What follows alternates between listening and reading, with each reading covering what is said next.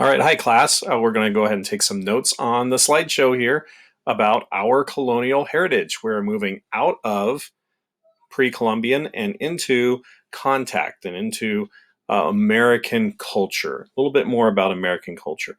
Not saying that Native American isn't culture, but we're going to see how it starts to mesh all together. And we're going to start with colonial heritage. Unfortunately, it's not a happy history, but the good thing is there will be a timed open note test on this at the end. Not at the end of this, I'll post it later, but that's why it's very important for you to take notes on this. So, without any further ado, let's go on to the first slide. The very first Americans. We'll go through these slides pretty quick because we kind of already talked about them. But the scientific data suggests that the first people to discover America were not Christopher Columbus. They were not the Vikings. It was somebody else, and that happened about 30,000 years ago. It may have been about 35,000 years ago, and they migrated across this area called Beringia. Beringia is very important to write down. It's very important to remember just in case it shows up on a test. So Beringia, let's see if you can see my cursor, and it gets big. This area is Beringia. Beringia is the area between Alaska and Russia. And right now, this area here is called the Bering Sea, and that's where it got its name from, the Bering Sea. Actually, Bering Sea got its name from Vitus Bering, who was an explorer. And then this area called Beringia, this landmass called Beringia, got its name from the Bering Sea area, named after the Bering Sea, because this is where people crossed over. And if you look at this yellow area, that's all land that was exposed during the Ice Age, because all that seawater was trapped in the ice, and that lowered the sea levels, making it able for people to go ahead and walk across there. So why did people walk across there? You'd think, oh, they should just stay down here where it's nice and warm. Well, that would make sense, except back then they followed the food supply. So the mammoths, they have big, thick wool coats. Maybe it's, well, I don't know if it's wool, but they have big coats. And they are heading up north because they just eat everything around them, and then they have to move. They eat everything around them, they have to move. So they just went up this way, and humans followed them. And this area was open for hundreds, if not thousands of years. This Beringia area, probably more like a couple hundred years. And people initially went over here. They settled in different areas, and then they would go back over. Then they'd cross back over. So they'd go back and forth, back and forth. This right here, the back migration, these people move over into this area of around Mongolia. There is some interesting genetic similarities between Mongolians and Native Americans.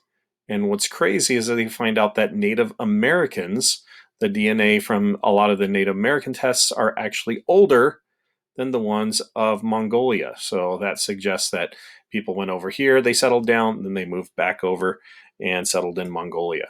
So there is an area here where people move back and forth. There are distinct cultures or ways of life formed about 10,000 years ago, and cultures are where a group of people, of course, have the same belief system and they value the same sort of traditions. So, for instance, if you belong to a group of people that settled up here, way up here, you would probably value things like the walrus or whales or even summer and sunlight. Actually, summer and sunlight, that's valued almost everywhere. But when you're up here, it's probably valued quite a bit differently than it is down here, where there are no 6 months of darkness, but there also are no polar bears or walruses down here. So they have a very different environment, and they also have created different cultures. Now, North America becomes divided into cultural regions, which was our very first assignment. We've already done that, so we're going to jump past this. That's where different tribes could share the same languages or customs as neighboring tribes. But we sort of already know that, so let's go ahead and move on. To Europeans, exploration and settlement. Why North America? because of China and because of the Silk Road. So, reason that not we, because I'm not Spanish and I'm not English. I'm not really any of those groups that came over, but the reason that Europeans discovered America, they didn't really discover it. The reason that they went over to America is to try to find a route to China. It was all about money, just like everything. It seems like you just follow the money. It's about money. So hopefully last year or the year before you learned a little bit about the Silk Road. If not, here we go. We have the Silk Road here. The Silk Road in red is overland. The Silk Road in blue, and yes, blue road in the water. Yes, that's why we have the Marine Highway here in Southeast Alaska.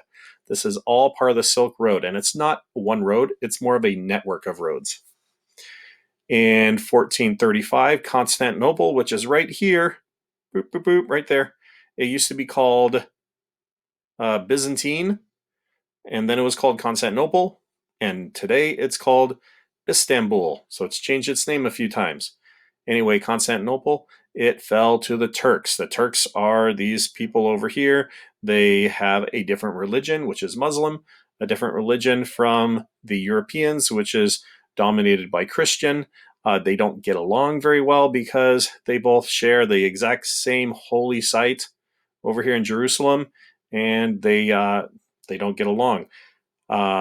When the Turks captured this area, they cut off the Silk Road and said, "No more trade for you. We're not trading to Europe anymore." Europeans were frustrated. They needed to find another way to get that wonderful, wonderful silk and other items over here from Europe and India. So what they decided is, well, let's find another way to get there. There was no canal here at the time. So instead, they hired somebody, Bartolome Diaz, in 1488, and he proved that you can get here without even having to get off of a boat. You could make the biggest, heaviest boats, and you could sail them this way. Oh, it looks like I'm going off the map, but there's actually right here. There's actually the coast of Africa here, and my pointer is the boat, and it's going over here. It's staying close to the shore because it doesn't like to go out here. It thinks there's sea monsters, so it stays close to the shore up here, over here, and finds a way to China. And people think that's amazing because a boat can hold so much more than a carriage or wagon. You need a lot of wagons, and you need horses. Horses eat a lot of stuff. So it's not really cheap to move things over land. It's a lot cheaper to move things by sea, where you don't have to feed animals besides humans. And you don't really have to feed humans much. You can let them starve, which they did quite a bit. And you can just carry so much more stuff over there and more stuff back. It might take a little bit longer, maybe, not much, but it definitely saved money. So he found a sea route by going around Africa. Now there is a canal here, so you can just go right through this canal to get there. But back then there wasn't. And if you look here, part of the Silk Road went over here to Egypt, went up the Nile a bit, and then they would have to cross over the Nile right here to get back to the water. And there was a time where they were thinking about making a canal here because the sea route was already established. But nope, they did it here at the top of the slug head. To me, the Red Sea looks like a slug. Do you see it? See a little antenna? So cute. So cute. All right, we're going to continue on. European exploration and settlement. In 1492, as we all know, Columbus accidentally discovers America looking for a route to India. He thinks that he's in the West Indies, so of course he names the people there Indians, and they're not Indian, but the name sticks. The Columbian Exchange begins, and this is an exchange between the Old World and the New World, and it's an exchange of goods, not just goods, that's what people normally think of, goods, but also beliefs, religions, and disease. So, but we're going to look at the goods right now. Domesticated animals and metals are shipped from Europe to Africa and over to the Americas, and in return, corn and tobacco, gold and silver are taken from the Americas. And later on, slaves are put into that equation and sent from Africa over to the Americas. So the thing that I need you to do at the end of this video is watch another video and take some more notes, because it'll probably be on the test. All right, so please do that. It's right down here.